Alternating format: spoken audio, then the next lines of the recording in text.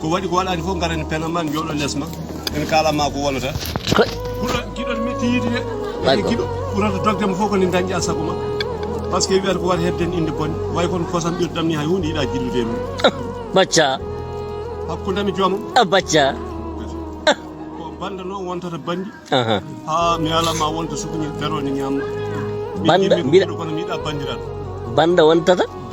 bandi ha wonta sukuñi darode ñamma i ƴeew sukuñi so wona leñol mum holɓe ñamata to cello sa yi rasulu feri makko feewi madine kay wona men say ko man kadi ruttade e Fouta dalen mbaden ko bacca majjodirani wallahi gonga woni koye bowal no sa wi ni ɓe mbima ko hande ɓe poɗonto sey ko ma nde ɓe ponno foɗanade mo nde ɓe poɗontono ko jafoɗa kam de ɓe gangal no weeli skoy e mangu jomiraɗo soɓe jaɓanino mo ruttoto nam bacca aram so tawi no ɓe jaɓanino Foutanke ɓe ruttoto tambele skoy aduna fof ne seedi kay yumma ko ɓuuri yummirani mabɓe laabi sappo skoy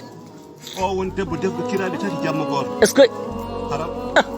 bacca ɓiɗɗo goto pintinaɗo yummiraɓe ɗiɗo holɓe adama e Aïssa skoy Aïssa o ko gorgol makko adama o ko yummakko isan nde onon naana ɗi inne hande skoy a yii defa hirani mum defa irande Aïssa ha o hirani on hirani makko fof mo nawora skoy a yii skoy do heeɓi ɓiɗɗo basorɗo ha woni wallahi firtoto yahata selli e mangu jomiraɓe skoy yimo sawi ko man rewi o hol no nawra yalde ko fowru yawri yalde ko boyi kono taƴani juulu makko kanko adama skoy taƴani juulu mi alama ceerno sayi skoy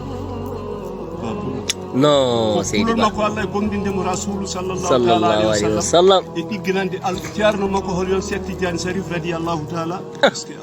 haydara tambele Allah mo nangue ɓoggol Allah taƴita jungo mum wallahi tambele sa tawi ɗiɗon jettodiren mbiya mamam ɓuuri mamma hiisoɓe kamɓe fof koɓe taɗaɓe mo mamam ɓuuri o kulɗol yeddani teere est ce que tambele wallahi so wona sawi ko mat ɓaleji tanta gueɗal saka waɗine laawa sey tal makko gonga sabu nde naati makko so gonga haalama bahi dimban holto naatiri makko ko banggue ɓaleri makko on mo jippi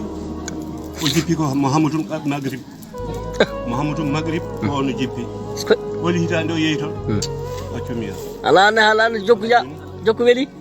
alane baccako asamba